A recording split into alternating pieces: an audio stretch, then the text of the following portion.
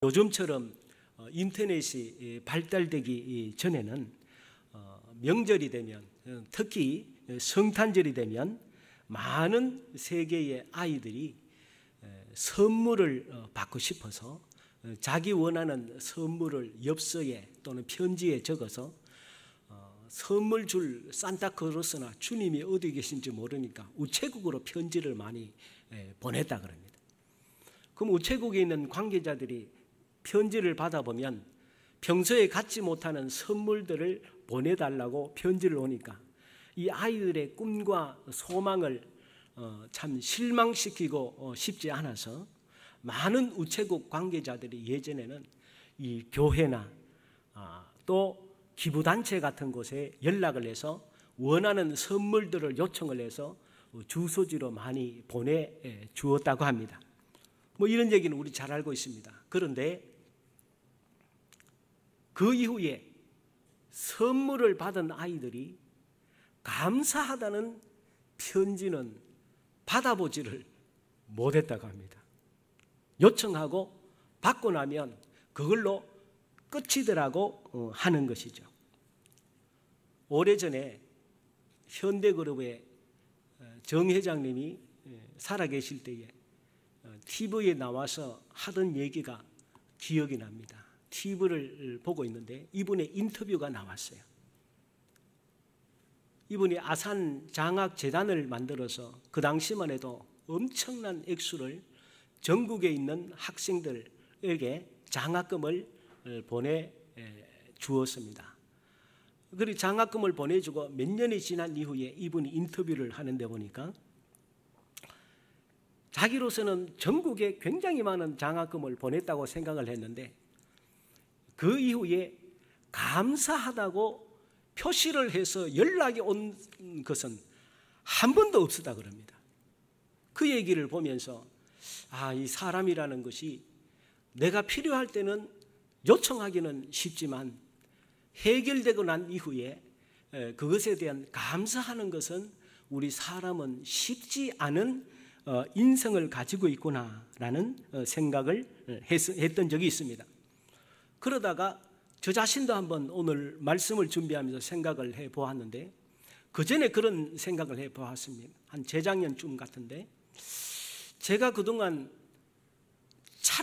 어떤 차를 탔는가 하는 것을 생각해 보니까 제가 처음에는 대우 자동차를 탔고 그 다음에는 우리 소망교회에 있는 안수입사님 권사님 가정이 카니발을 기증을 하셔서 카니발을 한 10년을 탔고 그 다음에는 삼성차를 탔었습니다. 그러다가 제가 한 번도 현대자동차를 탄 적이 없다는 것을 제가 생각을 하고 이럴 수가 있나. 4개 자동차 회사가 있는데 내가 그 중에서 현대차는 한 번도 안 탔구나 라는 생각을 하면서 하나님 앞에 회개한 적이 있었습니다. 왜냐하면 저도 어린 시절에 아산장학재단에 그 장학금을 받았었거든요. 그런데 그렇게 그 현대에 도움을 받았는데 한 번도 현대에 대한 자동차를 제가 안 탄 것을 재작년에야 깨닫게 되었어요. 그러면서 나 역시 감사를 모르고 사는 사람이구나 하는 것을 깨닫고 참 마음에 참 어떻게 보면 소스라치게 제 자신의 실망을 했던 적이 있었습니다. 그래서 작년에 우리 교회에서 차를 마련하게 되어서 차를 리스할 때에 제가 우리 관리원회에 부탁을 했던 것 같습니다. 다른 자동차 회사가 있지만 이번에는 현대차를 좀 해주십시오. 그래서 예전에 받았던 그게 조금 기억이 나고 부끄러워서 지금은 좀 마음이 좀 가볍습니다. 현대차를 다녀서 좀 마음이 가벼운데 우리는 이 세상을 살아가면서 하나님뿐만이 아니라 부모님이나 우리 주위의 많은 사람들로부터 우리가 깨닫든 못 깨닫든 많은 도움을 받으면서 이 세상을 살고 있습니다. 그런데 우리는 자칫 나는 늘 은혜 받은 은혜에 감사하며 사는 줄로 착각하며 살 때가 많고, 사실은 의외로 감사하지 않고 냉정하게 인생을 살아가는 사람들이 아닌가라고 하는 것입니다. 오늘 본문을 보면 이제 지중해에 큰 섬 3개가 있는데 그 중에 두 번째 크레타 섬에 이 바울을 태운 배가 크레타 섬에서 미항이라는 곳에서 출발을 하는데, 미항이라는 것은 이름 자체가 아름다운 항구 섬인데 너무 작습니다. 아주 작은 항구다 보니까 276명이나 되는 이 사람들이 겨울을 나기가 어려운 것이죠. 그래서 겨울을 날 수 있는 큰 항구로 가기 위해서 바울은 그래도 여기서 지내는 게 좋겠다고 했지만, 이 선장이나 선주들은 이 자신들의 알렉산드리아 큰 배와 자신들의 기술력을 믿기 때문에 바울의 권고를 듣지 않고 미항을 출발하게 됩니다. 그러다가 유라굴로 광풍을 만나서 죽게 되지 않습니까? 그래서 아드리아해에서 향방 없이 광풍에 떠돌아다니는데 무려 800km를 배가 떠돌다가 마침내 한 섬 주변에 다다르게 되는 것이 오늘 본문의 내용입니다. 27절 말씀해 보니까 10나흘째 되는 날 밤에 우리가 아드리아 바다에서 이리저리 쫓겨가다가 자정쯤 되어 사공들이 어느 육지에 가까워지는 줄을 짐작하고 물을 재어보니 서무길이 되고 조금 가다가 다시 재니 15길이라. 암초에 걸릴까 하여 고물로 단 넷을 내리고 날이 새기를 고대하니라. 이제 배가 어느 섬에 다다르게 된 것이죠. 그 섬이 어느 섬이냐? 오늘 본문에는 섬 이름이 안 나옵니다만은 다음 주에는 섬 이름이 나옵니다. 다음 주를 고대하시기 바랍니다. 이 배가 서게 되는 그 섬은 역사적으로 굉장히 중요한 섬입니다. 우리 기독교에도 아주 중요한 섬이기 때문에 다음 주를 위해서 남겨두도록 하겠습니다. 그리고 오늘은 이제 14일간을 배가 떠돌다가 마침내 한 섬 주변에 다다르게 되는데 어떤 섬인지는 모르지만 이제는 살게 된 것입니다. 그런데 이 배는 지난주에 말씀드렸듯이 이집트에 있는 알렉산드리아라고 하는 곡창지대에 엄청나게 많은 곡물을 실은 배입니다. 그런데 배가 그 짐이 너무 많다 보니까 배가 무거운 거예요. 이러다 보면 배 가까이에 배의 섬에 다다르기도 전에 암초에 걸려서 도리어 이리저리 꼼짝도 못하고 죽게 될 수 있습니다. 그래서 바울이 권고합니다. 배에 있는 모든 짐을 버리시오. 배를 가볍게 해서 섬 가까이에 갈 수 있도록 하십시오 라고 해서 이번에는 바울의 권고를 듣게 되는 것이죠. 성경에 보면 주님이 말씀하십니다. 하나님께서 때로 우리에게 고난을 주시고 때로는 시련을 주시는 이유가 무엇입니까? 우리 예수 믿는 우리 사람들도 고집이 세고 교만하고 내 뜻대로 내 인생을 살려고 하는 때가 얼마나 많습니까? 그래서 하나님의 말씀과 하나님의 은혜와 하나님의 가르침을 잘 듣지 않습니다. 그래서 그만 내 주장대로 믿는 사람들도 살다가 보면 하나님께서 실망스럽죠. 죽으라고 이스라엘 백성들처럼 하나님 말씀을 듣지 않습니다. 그러면 하나님께 때로 버려두시는 거죠. 그럼 네 마음대로 해라. 어떻게 됩니까? 엄청난 어려움과 시련이 닥치죠. 마귀가 노리고 있는데 우는 사자 입에 우리가 머리를 집어넣는 것과 마찬가지죠. 엄청난 시련과 고통을 주면 그 다음에는 하나님께 하나님이 살려주십시오. 하나님 제가 잘못했습니다. 하나님께 돌아와서 하나님 앞에 하나님의 은혜로 사는 것을 제가 깨닫습니다. 제가 인정합니다 하면 그때서야 하나님께서 또 도와주시지 않습니까? 그래서 때로는 우리의 고난이 시련이 하나님의 율례를 배우게 한다. 하나님이 어떤 분인 것을 배우게 한다는 거죠. 바울의 말 안 듣고 자기 마음대로 하다가 광풍 만나서 죽게 되니까 그 다음에는 바울의 말을 듣습니다. 이제 짐들을 다 버리셔야 하니까 짐을 다 버리게 됩니다. 그리고 14일간을 아무것도 먹지 못하고 굶게 되어 죽게 되니까 이제는 바울이 얘기를 합니다. 33절에 보니까 날이 새어가매 바울이 여러 사람에게 음식 먹기를 권하여 이르되 너희가 기다리고 기다리며 먹지 못하고 줄인 지가 오늘까지 10나흘인즉 음식 먹기를 권하노니 이것이 너희의 구원을 위하는 것이요 너희 중 머리카락 하나도 잃을 자가 없으리라 하고 떡을 가져다가 모든 사람 앞에서 하나님께 축사하고 떼어 먹기를 시작하며 그들도 다 안심하고 받아 먹으니 배에 있는 우리의 수는 전부 276명이더라. 이제 바울이 그 많은 곡식조차도 다 버리게 합니다. 때로는 우리가 이 세상을 살아가면서 많은 것을 가져야 될 때도 있지만 눈에 보이는 것, 가지면 좋은 것, 무조건 다 많은 것을 가지고 있는 것이 인생을 행복하게 하지는 않는다는 거죠. 때로는 많은 것을 가지고 있는 것이 주님을 떠나게 하고 죄를 짓게 하고 죽음에 이르게 하고 멸망에 이르게 할 수도 있다는 것이.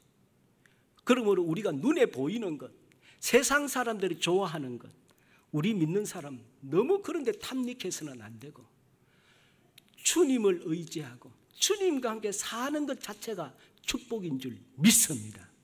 이들은 이집트에 있는 수많은 곡식만 그냥 배에 잔뜩 실어 있으면 살 거라고 생각하지만 그것이 도리어 배를 파손하게 하고 죽일 수가 있더라는 거예요. 그 바울은 버리라는 거예요.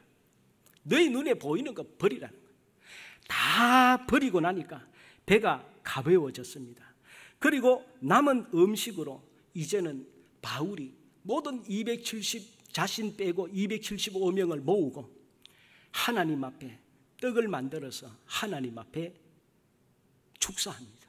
축사라는 것은 감사 기도를 말하죠. 우리가 식사할 때 기도하잖아요.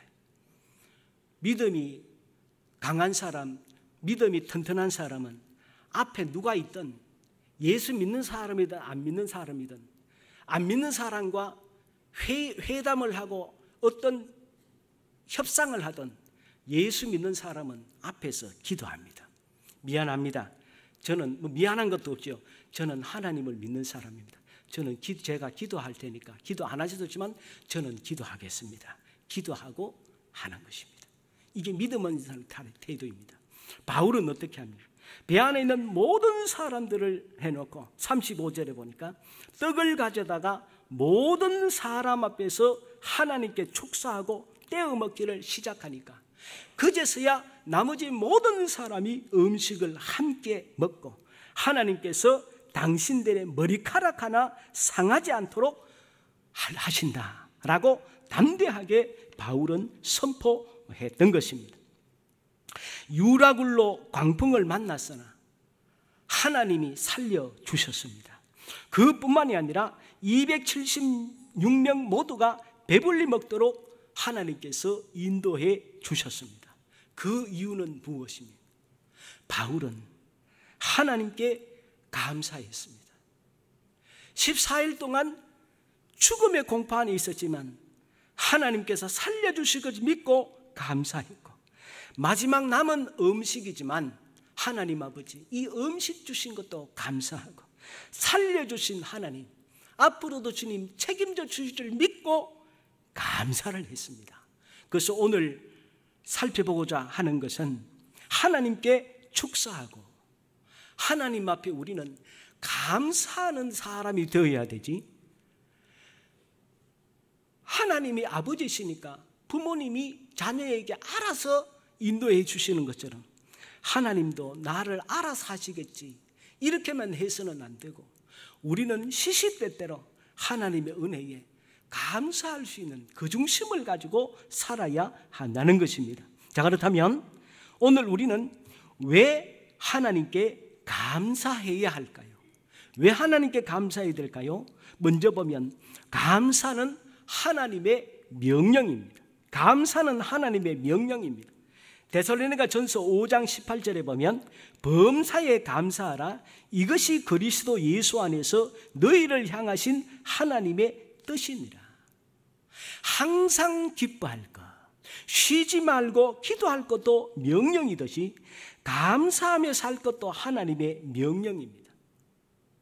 범사에 감사해야 되는 것은 하나님께서 모든 것을 주관하시기 때문입니다.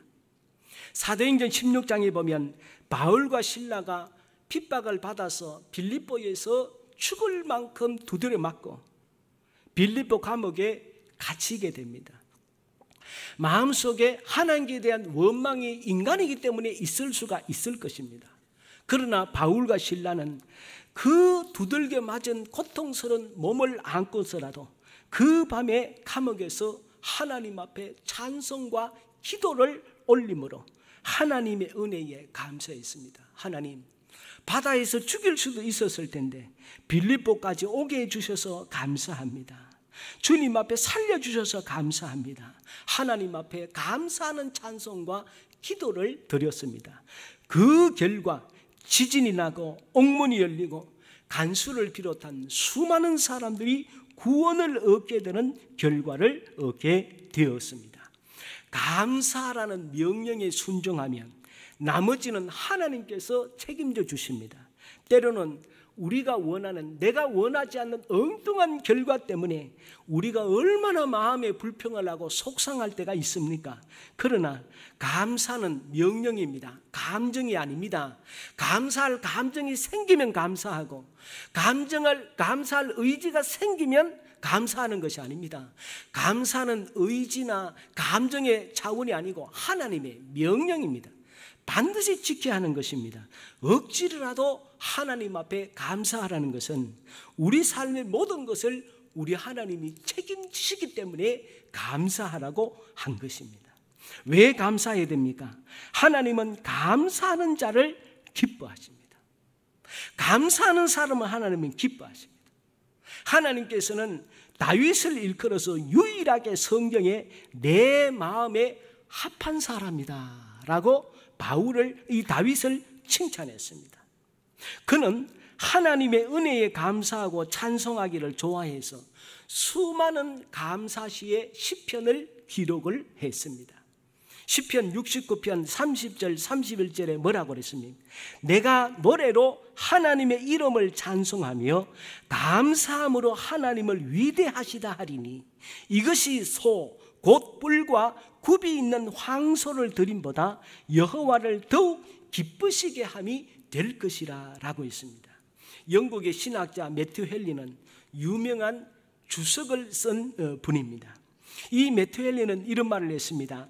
감사는 플러스와 같아서 모든 것에 감사하면 거기에 하나님의 축복이 점점 플러스가 되지만 반대로 원망과 불평은 마이너스와 같아서 자꾸 원망과 불평하면 계속해서 원망과 불평이 쌓여서 있는 것까지 다 빼앗기고 없어지게 된다라고 말을 했습니다. 감사와 불평의 공통점은 감사는 할수록 감사할 일들과 축복이 눈덩이처럼 쌓여가지만 자꾸 불평하면 갈수록 불평, 불만의 일들만 눈덩이처럼 쌓여간다고 하는 것입니다.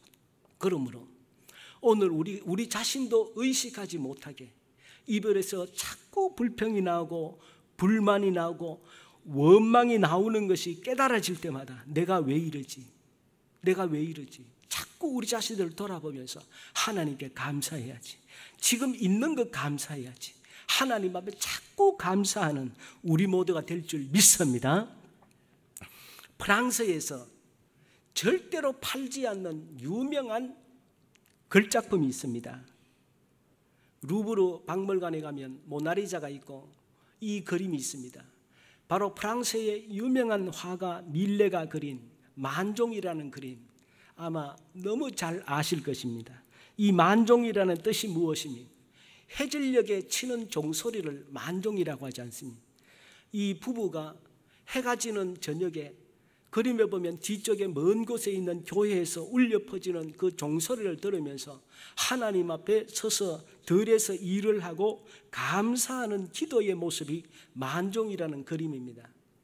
이 밀레가 아주 어려울 때에, 너무 가난할 때에 이 그림을 그렸다고 합니다. 이 그림을 그리고 동료에게 보여주었는데 동료가 그 그림을 처음에 보고 나서 여보게, 부부가 애틋한 사연이 있는 것도 알고 기도하는 모습도 좋고 황혼에 교회에 울려 퍼지는 종소리 들으면서 기도하는 거 다 좋은데 이거 좀 바꾸면 안 되겠나? 사실은 이 부부가 그림 그리는 그 밑에 보면 원래는 뭐가 있었습니까? 원래는 그게 감자를 담은 바구니가 아니고 어린 아기의 관이 있었다고 합니다. 사실은 너무 어려운 때라서 이 부부의 아기가 굶주림을 이기지 못해서 죽은 거예요. 죽은 아기를 담은 아기의 관을 묻기 전에 이 부부가 기도한 거예요. 너무 안타깝죠. 비통의 모습이죠. 너무 괴로움의 모습이죠. 우리가 자녀들을 얼마나 사랑하니, 그런데 그 아기가 굶어 죽었으니 부부가 너무 비탄에 빠져 사실은 기도하는 모습이었어요.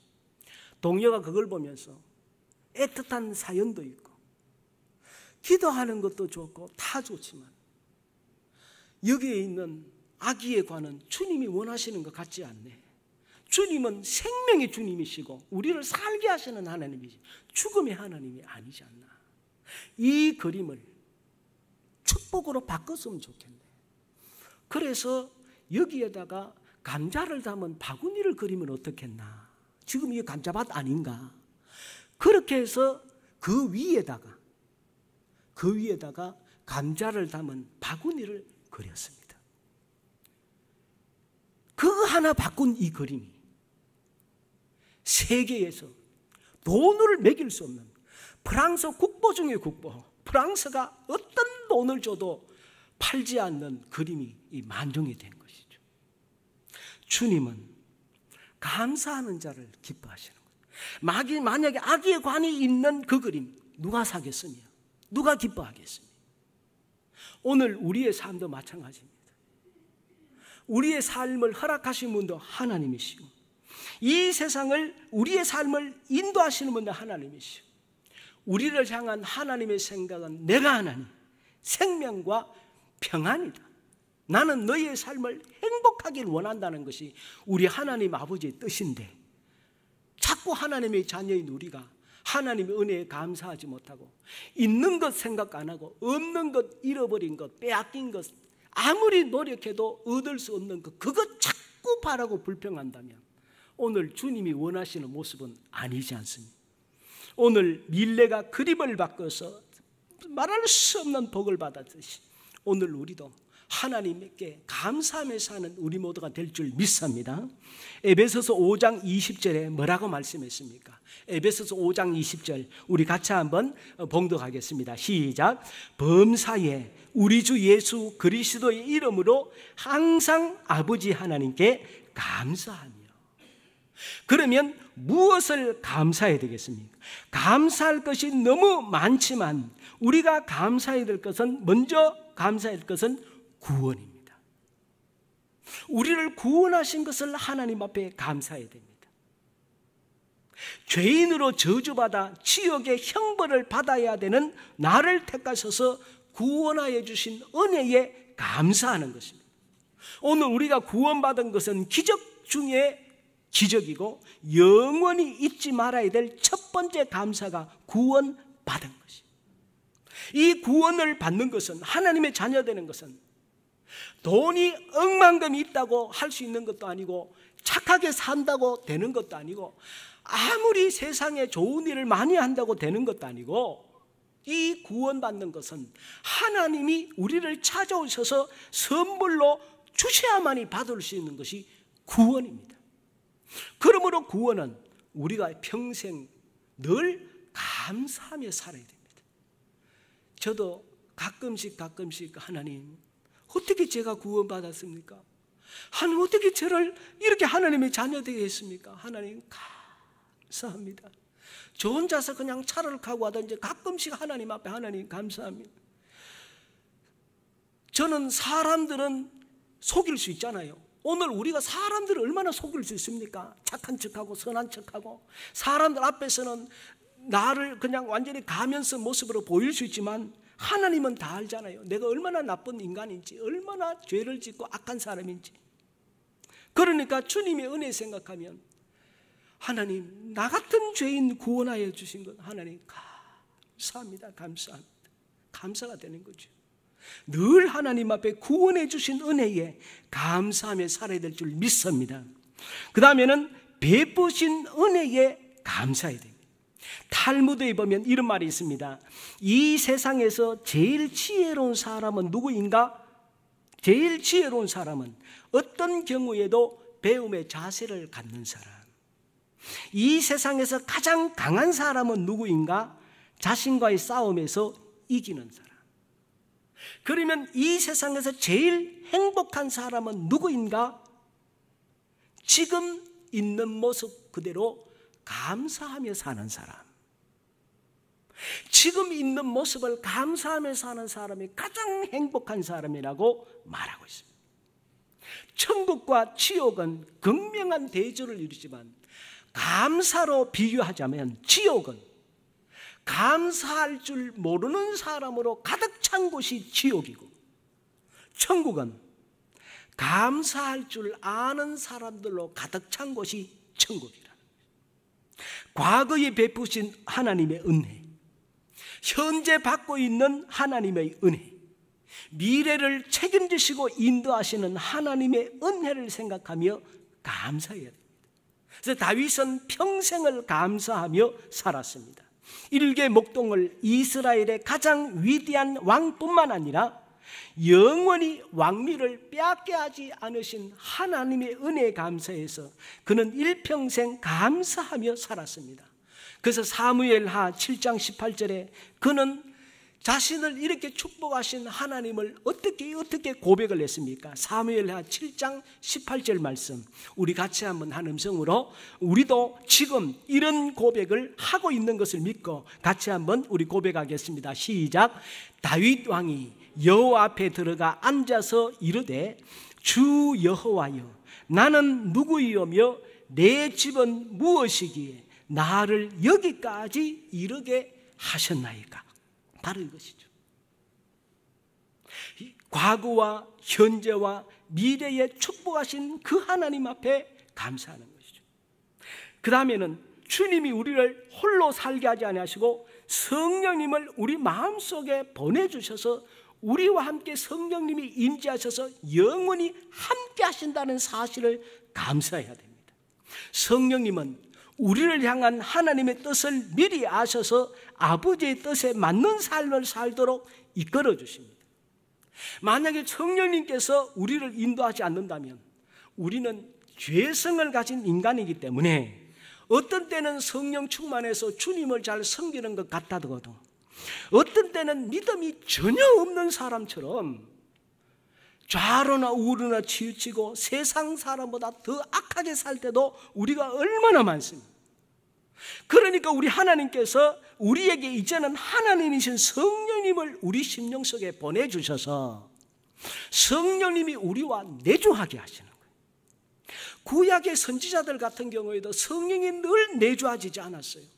어떨 때는 성령이 임하면 예언도 하고 하나님의 사람으로 살았지만 성령이 떠나면 사울도 성령이 임하니까 왕으로서 임받았지만 사울이 지속적으로 죄를 지으니까 성령이 떠나셨어요. 떠나니까 하나님으로부터 버림받았어요. 선지자는 성령이 임하니까 선지자가 되는 것이에요. 그런데 오늘 신약의 우리에게는 구약의 아무에게나 주지 않는 하나님이 특별히 택해서 필요할 때 주셨던 그 성령님을 우리 신약에는 오순절 성령 강림하셔서 주님을 구주로 영접하는 모든 사람에게 성령이 한번 임하시면 끝까지 책임져 주시고 성도의 견인 무엇입니까? 칼빈의 5대주의 5대 중요한 강령 중에 5번째가 성도의 견인입니다. 성도의 견인은 무엇입니까? 주님께서 내가 원하는 대로 살지 않도록 우리를 이끌어서 견인을 해서 하나님 천국에 갈 때까지 성령께서 우리를 책임지시고 인도하신다는 거예요. 그러니까 우리가 구원받는 거지, 우리가 만약에 우리 마음대로 살아서도 구원받는다? 택도 없는 말이죠. 우리가 얼마나 나쁜 인간들인데 성령이 우리에게 임하셔서 우리를 늘 붙들어 주시니까 오늘 우리가 구원받고 이 험난한 세상을 승리하며 살아갈 수 있는 것이죠. 그러므로 우리는 날마다 내 속에 임하여 계신 성령님께 감사하며, 성령님 감사합니다. 따라해 봅시다. 성령님 감사합니다. 성령님 감사합니다. 고린도전서 2장 10절에 뭐라 그랬습니까? 고린도전서 2장 10절 우리 같이 한번 읽어보겠습니다. 시작. 오직 하나님이 성령으로 이것을 우리에게 보이셨으니 성령은 모든 것 곧 하나님의 깊은 것까지도 통달하시느니라. 성령님이 우리를 향한 아버지의 뜻을 아시고 우리에게 미리 가르쳐주시고 우리를 기도하시고 우리를 인도하신다는 거예요. 그래서 로마서 8장 27절에 보면 마음을 살피시는 하나님이 성령의 생각을 아시나니 이는 성령이 하나님의 뜻대로 성도를 위하여 간구하십니다. 그러므로 성령이 임하신 사람은 이 세상을 두려워할 필요가 없어요. 우리 예수 믿는 사람이 너무 세상을 두려워하고 어떤 문제를 두려워하고 불안해하는 것은 성령님 입장에서는 섭섭해요. 하나님이 네 안에 있는데 왜 나를 못 믿고 너무 주어진 상황 때문에 이렇게 불안해하고 이렇게 우울해하고 이렇게 좌절하고 이렇게 절망하냐? 내가 너에게 있는 것이 하나도 도움이 안 되냐? 우리 성령 입장에서는 섭섭한 일입니다. 그러므로 성령 하나님이 내 속에 임하여 계신 성령 하나님을 섭섭하게 하지 말고 성령님이 우리 인생을 끝까지 주장해 갈 수 있도록 성령님께 맡기고 사는 우리 모두가 될 줄 믿습니다. 마지막으로 잠깐만 말씀드리겠습니다. 어떻게 감사해야 될까요? 어떻게 감사해야 될까요? 먼저 보면 다니엘의 감사를 본받아야 됩니다. 다니엘은 뜻을 세운 감사였어요. 다니엘은 원하든 원치 않든 간에 어떤 상황에서도 감사하기로 결단했어요. 그래서 다니엘서 6장 10절에 보면 다니엘은 원치 않는 죽게 되었잖아요. 원치 않는 죽게 되었을 때에도 다윗은 감사하는 모습은 흔들리지 않아요. 다니엘서 6장 10절에 보니까 다니엘이 이 조서에 왕의 도장이 찍힌 것을 알고도 자기 집에 들어가서는 윗방에 올라가 예루살렘으로 향한 창문을 열고 전에 하던 대로 하루 3번씩 무릎을 꿇고 기도하며 그의 하나님께 뭐 하였더라? 감사하였더라. 죽게 된 것조차도 하나님의 뜻이면 죽어야죠. 주님이 오라고 하시면 가야지. 제가 너무 이런데 저는 매이지 않겠습니다. 하나님께서 이제 그만 오라고 하면 제가 가겠습니다. 하나님, 지금까지도 노예로 팔려온 포로인 저를 대제국의 국무총리로 이만큼 축복해 주시면 감사하지요. 제가 뭘 더 바라겠습니까? 하나님, 저는 날마다 감사합니다. 날마다 감사합니다. 다니엘은 상황에 상관없이 감사하기로 뜻을 정해서 감사한 거예요. 두 번째 어떤 감사가 있습니까? 마음을 다한 감사입니다. 한 아이의 감사입니다. 요한복음 6장에 보면 예수님께서 수많은 사람들이 모여 있는데 먹을 것을 찾아보니까 아무것도 없고 한 아이가 보리떡 5개와 물고기 2마리를 가지고 있어요. 제자들이 그것을 가지고 예수님께 와서 이것밖에 없습니다라고 할 때에 우리 성경에만 한 아이라고 되어 있는데 이 아이의 것을 억지로 빼앗은 것 아니고 사실은 이 아이가 자원에서 내려온 것입니다. 자원에서. 왜냐하면 이 아이는 사실은 10살 아래의 아이가 아니고 소년입니다. 소년. 10대 소년. 충분히 자기가 이것을 내가 내놓지 않아도 될 수 있다는 것을 그런 결정권이 이 아이에게는 있었던 것입니다. 그런데 이 아이가 스스로 내가 이거 먹고 나 혼자 배부를 것이냐? 주님이 그것을 요구하실 때 주님 앞에 내놓을 것이냐? 이 아이는 생각을 했던 것입니다. 그리고 스스로 자원해서 스스로 결정해서 이것을 내놓은 것입니다. 즉 열왕기상 17장에 보면 사르밧 과부와 아들이, 외동아들이 밀가루 한 움큼과 기름 한 흰을 가지고 마지막으로 먹고 죽을 수밖에 없는데 엘리야가 그걸 달라고 그랬어요. 사르밧 과부와 아이는 안 내놓을 수도 있었습니다. 그런데 이 과부와 이 아이는, 아들은 스스로 생각을 해보고 자원해서 내어놓은 것입니다. 이게 자원하여 드리는 마음을 다한 감사입니다. 주님은 우리의 마음을 보시지 다른 것을 보는 것이 아니라는 것입니다. 마음이 담겨 있어야 돼요. 한 소년이 마음을 담아서 오병이어를 내어놓았을 때에 수만 명이 먹고도 남는 기적이 일어났습니다.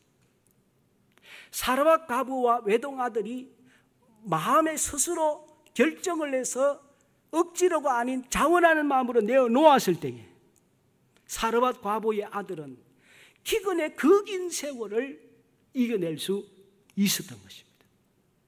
우리가 하나님의 은혜에 진심으로 마음을 담은 감사가 필요합니다. 마지막으로 솔로몬의 감사입니다.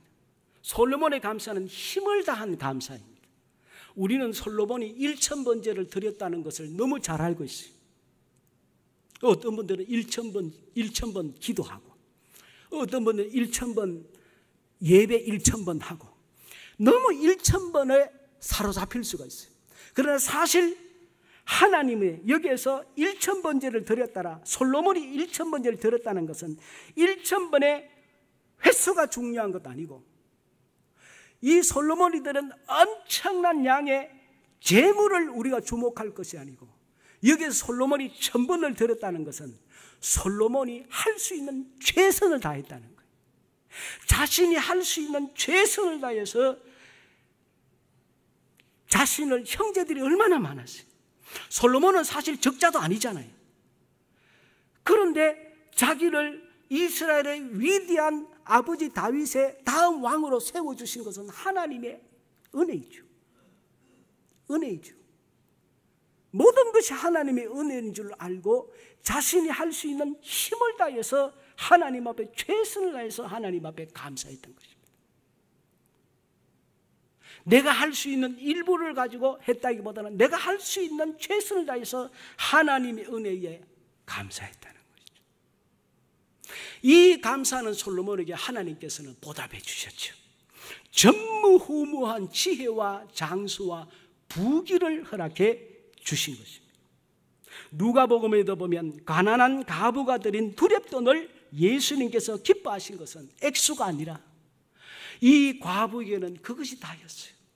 힘을 다한 감사였기 때문입니다. 바울을 하나님께서 파사나에 죽게 된 상황에서 살려주시고 275명을 다 살릴 수 있었던 것은 자기같이 죄인 중에 괴수인 자기를 사용해 주신 것 감사했던 거예요. 그래서 너 로마 가야 돼, 황제 앞에 서야 돼 하니까 바울은 중간 과정은 기도하지 않아요. 주님, 제가 로마에 가는 것이 주님의 뜻입니까? 그러면 바다를 가든 육지를 가든 거기에 어려움이 있든 뭐 복된 길이 있든 그거는 따지지 않아요. 주님이 주신 사명, 그걸 하는 것이 감사하지 왜 하나님 고난 주세요? 왜 제가 주의 뜻대로 살려고 하는데 이렇게 시험이 많아요? 왜 이렇게 어려움이 많아요? 그 얘기는 하지 않는 것입니다. 오늘 우리는 주님이 우리에게 구원 주셨으면 우리 인생 전체를 책임지셨다는 것이 하나님의 뜻 아니십니까?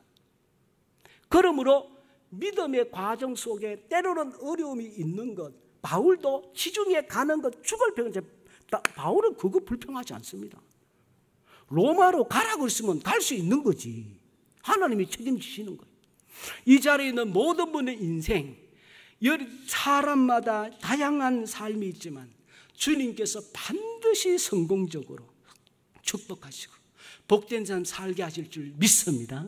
그래서 우리는 그저 하나님께 맡기고 날마다 감사하면서 우리 삶을 살아가는 우리 모두가 되기를 주의 이름으로 부탁을 드립니다.